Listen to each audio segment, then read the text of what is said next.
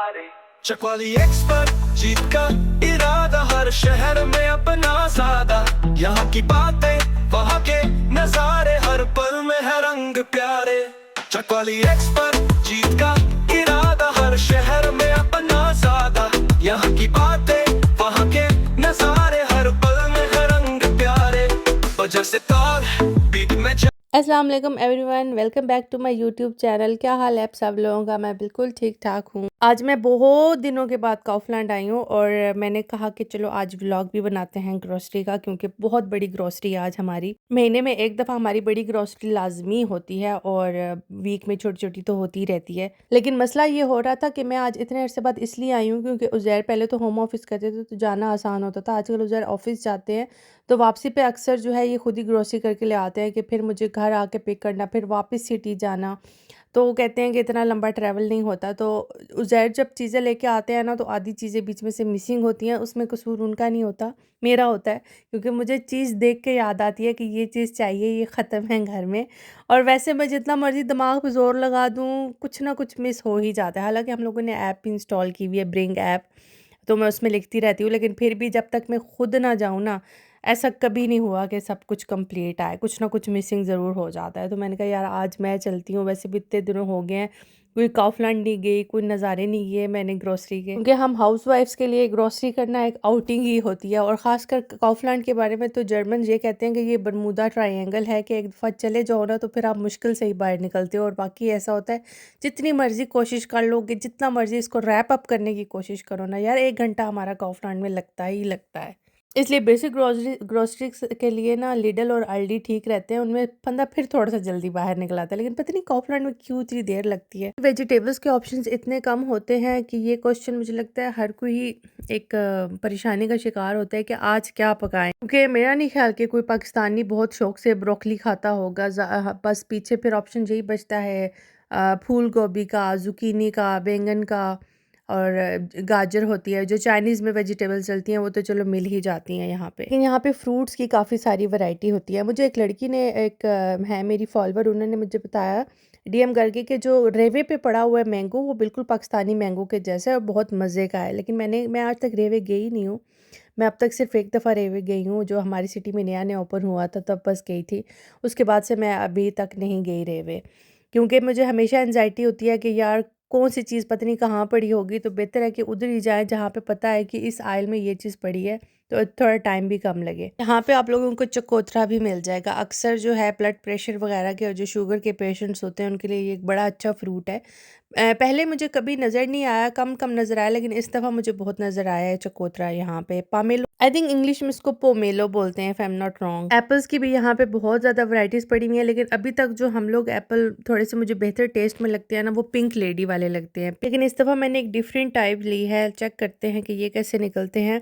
अच्छा, आपको आलू की कन्फ्यूजन भी इस व्लॉग में मैं आप लोगों की दूर करूँगी कि कौन सा आलू किस उसके लिए बेटर रहेगा हमारी कुजीन के लिए। यहाँ पे आप लोग जाएंगे तो आप लोगों को 3 टाइप के नज़र आएंगे। एक होते हैं रेड कलर का पैकेट जिसके ऊपर लिखा हुआ होगा फॉर वीगन फेस्ट कोखंड। अब ये वाले जो टाइप के आलू हैं ये ज़्यादातर यूज़ होते हैं, ये मीडियम स्टार्च होता है और इसके ऊपर लिखा हुआ भी होता है कि ये इस पर्पज़ के लिए। लेकिन अगर मैं पाकिस्तानी कुजीन की बात करूँ तो ये फ्रेंच फ्राइज़ बनाने के लिए बहुत अच्छा है, आलू गोश्त में यूज़ करने के लिए बहुत अच्छा है, बिरयानी में यूज़ करने के लिए बहुत अच्छा है, आलू की जो सालन होते हैं ना, आलू के सालन, उसके लिए बहुत अच्छा है। फिर आता है ब्लू पैकेट जिसमें होता है लिखा है महलिक कोखंड। ये जो महलिश कोखंड या महलिक कोखंड जो भी है, ये बहुत अच्छा रहता है आलू पराठे के लिए और आलू के कटलेट्स के लिए, क्योंकि ये बहुत ज़्यादा हाई स्टार्च रखता है अपने अंदर और जल्दी मैश हो जाता है, जल्दी कुक हो जाता है, तो ये इसलिए टिक्की और उसके लिए बेस्ट रहता है। फिर आता है ग्रीन पैकेट, पाकुट पैकुट ग्रीन पाकुंग जो आती है ना, वो फेस्ट कोखंड होती है और ये चना चाट के लिए बहुत मज़े की होती है। जो फेस्ट कोखंड की टाइप होती है ये अपने अंदर बहुत ज़्यादा कम स्टार्च रखती है और जिन लोगों को वेट गेन का इशू है और डायबिटीज़ का इशू है लेकिन आलू के बगैर वो जी नहीं सकते, तो वो वीक में ये वाले 1-2 दफ़ा कंज्यूम कर लिया करें क्योंकि इसमें स्टार्च बहुत कम होता है। पर्सनली फेस्ट कोखंड यूज़ करती हूँ क्योंकि मेरे लिए ये ऑलराउंडर होता है और अगर बहुत ज़्यादा इशू हो मुझे कटलेट्स और आलू टिक्की का, तो मैं उसके आलू प्रेशर कुकर में बॉयल कर लेती हूँ, क्योंकि अगर आप सिंपल पानी में बॉयल करो तो बहुत ज़्यादा टाइम टाइम लगता है फिर उन आलू को गलने में। अगर फ्रेश कोकोनट अवेलेबल ना हो, ग्रीन पैकेट अवेलेबल ना हो, आप लोगों को नाम मुश्किल लगता है तो कलर से याद रख लो कि ग्रीन पैकेट। नहीं ग्रीन अवेलेबल हो तो आप लोग ब्लू रेड वाला ले लो, लेकिन जो ब्लू वाला है ना वो नहीं लेना, क्योंकि उसका सालन बिरयानी खिचड़ी बन जाएगी आपकी। अच्छा, वैसे तो मैं ज़्यादातर अपने लिए जो चना चाट बनाती हूँ उसके बॉयल करती हूँ मैं चने, लेकिन इमरजेंसी के लिए अक्सर भूख लग जाती है और इतना टाइम नहीं होता, तो मैं ये वाला टिन हमेशा अपने पास रखती हूँ और जल्दी से इसको बस पानी इसका निकाल के इसको आलूओं के साथ ही बॉयल करना रख देती हूँ, क्योंकि मैं आलूओं को छील के काट के बॉयल करती हूँ ताकि उसका और ज़्यादा स्टार्च बाहर निकले, ताकि मोटापा बहुत ज़्यादा ना हो। ये वाले चने जो हैं आलू के साथ 15 मिनट में आप लोग बॉयल कर लो तो बहुत ज़्यादा सॉफ्ट हो जाएंगे। अगर बिल्कुल डायरेक्ट आप यूज़ करोगे तो थोड़ा थोड़ा आपको फील होगा जैसे सख्त है। टोमेटो केचप हम लोग ये वाला लेते हैं, इसमें 50% कम शुगर होती है। वैसे तो ketchup is not healthy at all, चाहे उसमें कम शुगर हो या ना हो, लेकिन उज़ैर केचप के बगैर नहीं रहते हैं, बहुत ज़्यादा उनको केचप पसंद है। और मैं जब भी यहाँ पे आती हूँ ना, मैं यहाँ के नूडल्स हमेशा चेक करती हूँ कि हाय कोई हलाल ऑप्शन मिल जाए, लेकिन इस दफ़ा लकीली मुझे वेजिटारिश ऑप्शंस मिले थे जो कि काउफलैंड के अपने ब्रांड के थे और वो मैंने यूज़ भी किए हैं, टेस्ट भी किया और मुझे अच्छे लगे थे। वो मैंने उसकी वीडियो भी अपलोड शायद ऑलरेडी शॉर्ट अपलोड कर दिया हुआ है। लेकिन अगर आप लोग ये एक्सपेक्ट करते हो कि यहाँ के नूडल्स आपको बिल्कुल वैसा टेस्ट मिले जो पाकिस्तान में आप लोगों को मिलता है, तो ये नहीं हो सकता, क्योंकि हर चीज़ यहाँ पे जर्मन टेस्ट के अकॉर्डिंग होती है।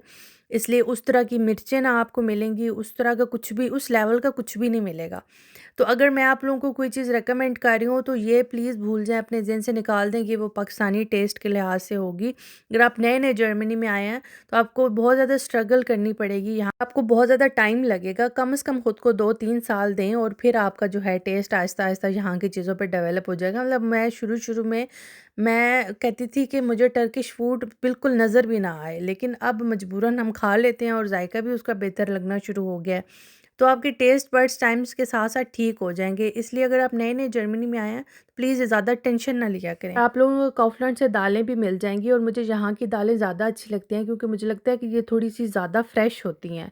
इनकी सारी दालें ट्राई की हुई हैं और जहाँ पे ग्रीन एर्बसन मिलते हैं, ग्रीन चने होते हैं, वो इतने मज़े के लगते हैं मुझे, वो मैं अक्सर बनाती हूँ। लेकिन वो बहुत हार्ड होते हैं, वो इतनी जल्दी नहीं वो कुक होते, तो बहुत ज़्यादा टाइम लगता है उनको प्रेशर कुकर में। इसीलिए अगर आप लोग प्लान कर रहे हैं उसको बनाना, तो उसको एक तो ओवरनाइट सोक करके रखें और फिर उसको कुकर में आपको आधा पौना घंटा देना पड़ेगा। और अब हम लोग ब्राउन राइस भी खाना शुरू हो गए हैं। To be very honest, start में मुझे इसका टेस्ट बिल्कुल बुरा लगता था, लेकिन अब हम लोग हफ्ते में एक दफ़ा ये बना लेते हैं।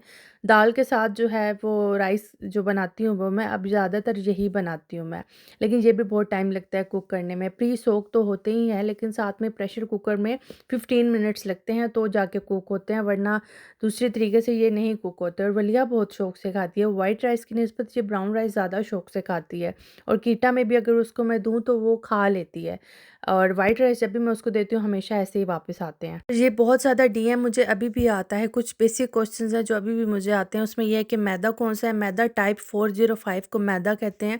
ये पिज़्ज़ा में, बेकिंग में, दोनों में चलेगा। और एक और क्वेश्चन मुझे आता है कि कॉर्नफ्लोर को क्या कहते हैं। कॉर्नफ्लोर को स्पाइसेस स्टैरके कहते हैं। वो आपको इसी बेकिंग के सेक्शन से ही मिलेगा। मुझे उसकी वीडियो बनाना याद नहीं रहा, लेकिन इधर के ही सेक्शन में वो पड़ा हुआ होता है। अच्छा, मुझे नहीं पता कि बाकी काउफलैंड में भी ख़त्म हो गया या नहीं ख़त्म हो गया, लेकिन पहले यहाँ पे वो मिलता था बेसन, किर्श एप्सन मेल, अब वो नहीं पड़ा हुआ होता। वो डीएम पे पड़ा होता है, तो डीएम पे आप लोग चेक कर लेना, क्योंकि बहुत सारे शहरों में, छोटे शहरों में इंडियन देसी स्टोर्स नहीं होते हैं, तो इसीलिए मैं आप लोगों को अल्टरनेटिव्स लाजमी बताती हूँ कि आपको इस मार्केट से ये चीज़ें मिल जाएंगी। और वलिया ने यहाँ पे आके अपनी मर्ज़ी की कोई ना कोई चीज़ वो ले लेती है, और वो अल्लाह का शुक्र है अभी तक इसी पोर्शन में है। दूसरी चॉकलेट्स वगैरह की तरफ वो नहीं गई इतना ज़्यादा, इधर से ही अपने लिए कोई चीज़ पसंद करती है और वो बड़ी खुशी से हैप्पीली खा लेती है।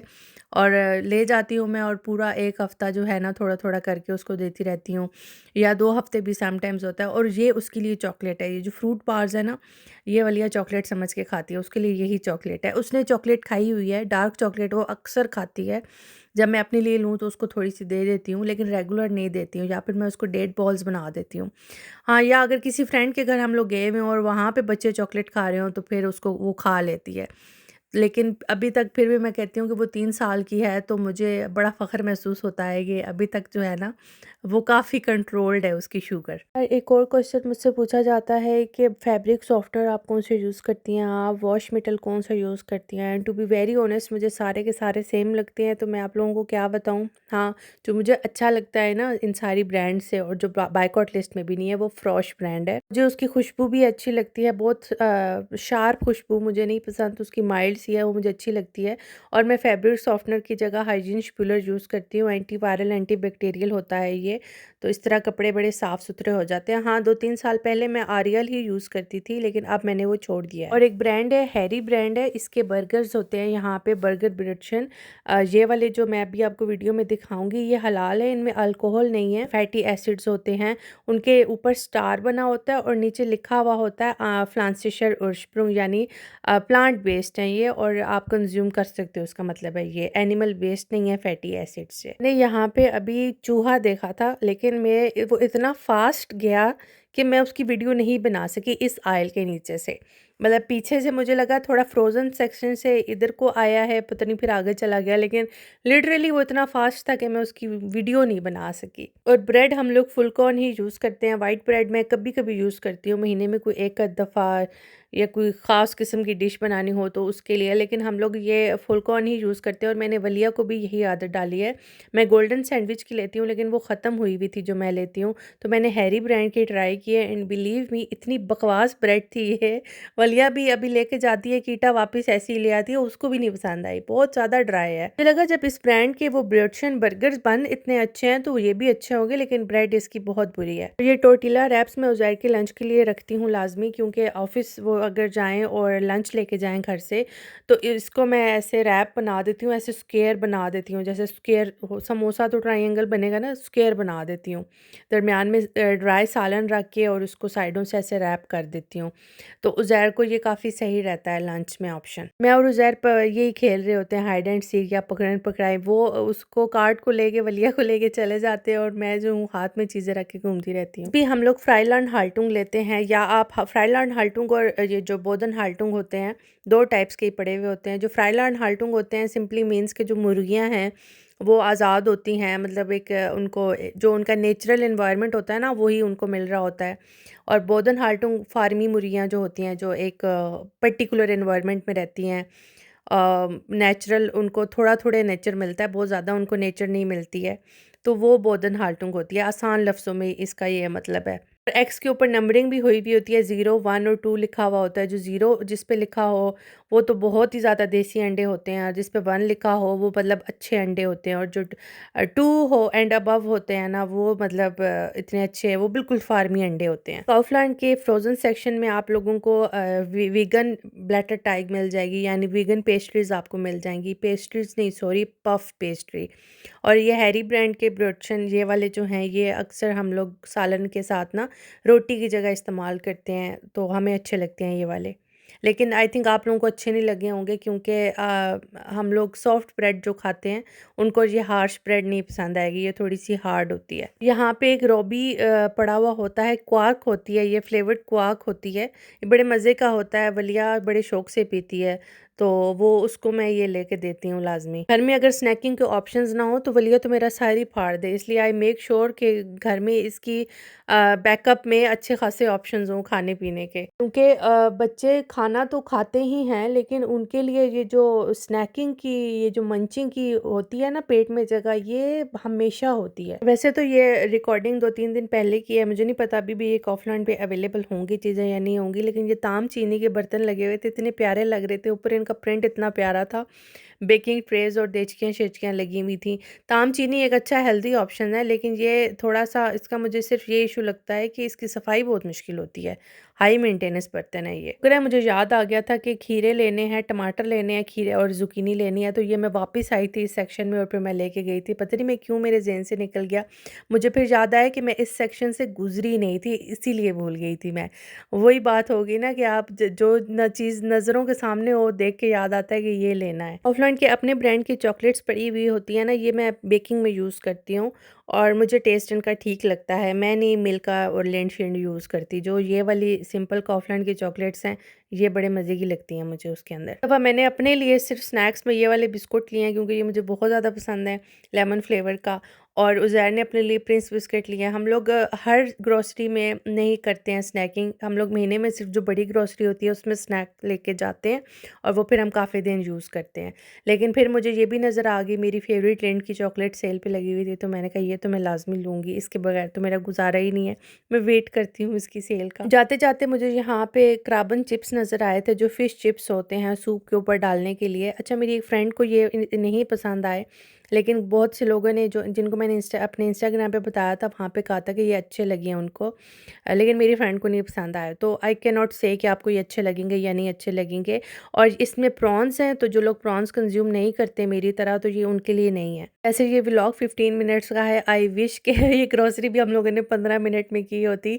ये वीडियो आई थिंक 28-29 मिनट्स की है और फिर उसको शॉर्ट कट करके उसको मैं 15 मिनट पे लेके आई हूँ। आप लोगों ने वीडियो के नीचे कमेंट लाज़मी करना है, क्योंकि इंशाल्लाह मैं 14 नवंबर को विनर अनाउंस करूँगी कि जिसके ज़्यादा कमेंट्स आए हुए होंगे वो मेरी तरफ से गिफ्ट हैम्पर जीतने वाला है। और आपने मुझे इंस्टाग्राम पे भी फॉलो करना है और आपने मेरा ये वाला चैनल भी सब्सक्राइब करना है। मेरे एनालिटिक्स में 70% लोग ऑलमोस्ट जो हैं नॉन सब्सक्राइब्ड हैं, इसलिए अगर आप लोग प्लीज़ मेरी वीडियो देखने आते हैं तो प्लीज़ सब्सक्राइब लाज़मी किया करें, क्योंकि आप लोग अपने फेवरेट व्लॉगर्स को इसी तरीके से सपोर्ट कर सकते हैं कि आप लाइक कर दें, कमेंट कर दें, और हाइप का भी ऑप्शन होता है, वीडियो को भी हाइप कर दिया करें ताकि हमारी रीच बेटर हो जाए। सब कुछ फ्री ऑफ कॉस्ट होता है। मिलते हैं नेक्स्ट व्लॉग में। अपना बहुत सारा ख्याल रखिएगा और दुआओं में याद रखिएगा। ओके, बाय, चाओ।